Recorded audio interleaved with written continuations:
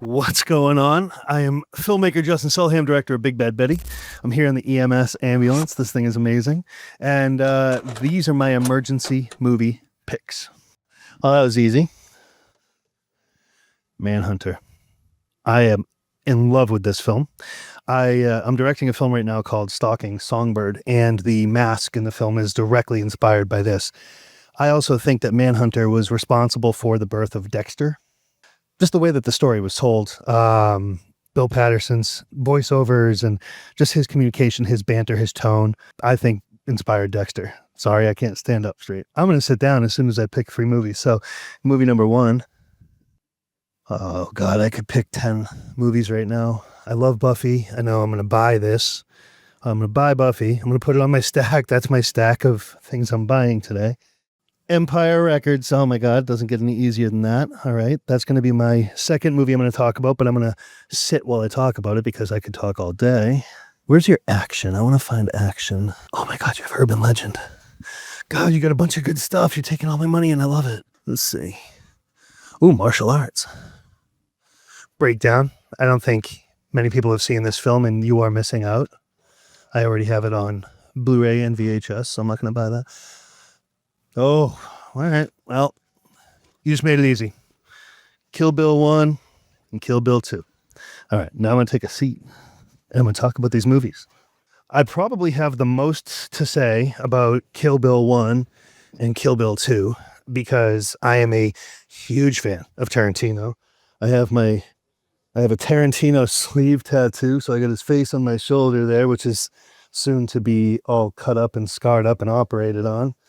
Fun fact, when I die, I want someone to offer Tarantino my arm skin because it's a whole sleeve tattoo of all of the characters. I've got Uma from Kill Bill somewhere on it. I think she's in the back, maybe. It's been a while since I've seen back there. I got the titty twister here from Dusk Till Dawn. It goes all the way down. Big Tarantino fan. I'm just heavily inspired by his work. I'm heavily inspired by his story and the fact that, he works in big budget film, obviously, but he's very much an independent spirit with filmmaking, and that's something I can relate to very much.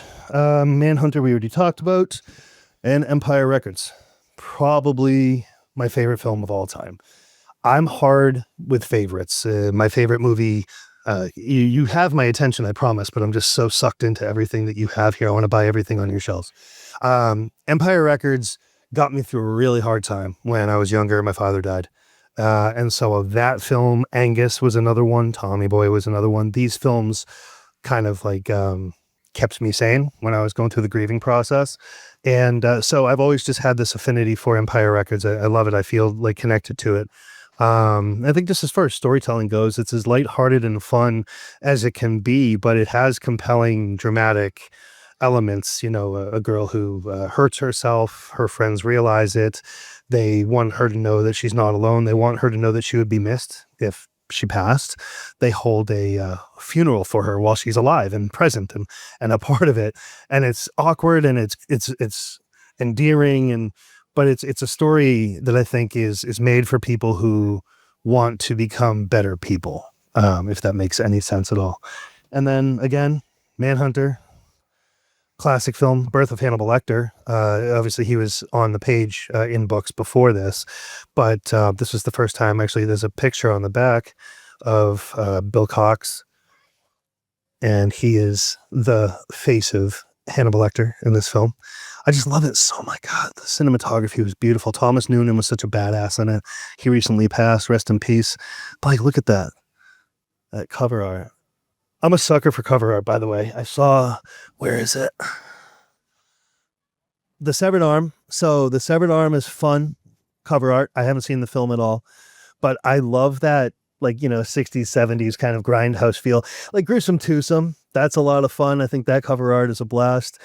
I just like cover art that doesn't really capture my attention. And I think it's because it just looks so manufactured as like From Beyond. And I'm not trashing it, but From Beyond, Passion of the Darkly Moon, even The Omen. I like when a film doesn't take itself too seriously, like Grindsploitation 2 and Grindsploitation 1. That's amazing.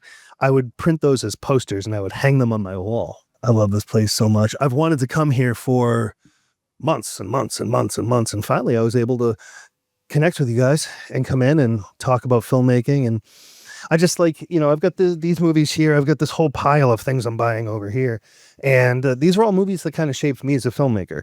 I've loved film since I was a child. It's like probably my earliest memory is Halloween 2, as far as what I've seen. So I don't remember watching Superman. I don't remember watching Ghostbusters. I love the Ghostbusters. I remember Halloween 2, specifically when Loomis lights up the hallway. And so I've had a lifelong love for horror and physical media. And I'm just so grateful to have been able to come and take a tour of this EMS ambulance movie theater on wheels. I love it so much. And I can't wait to see you guys out there again.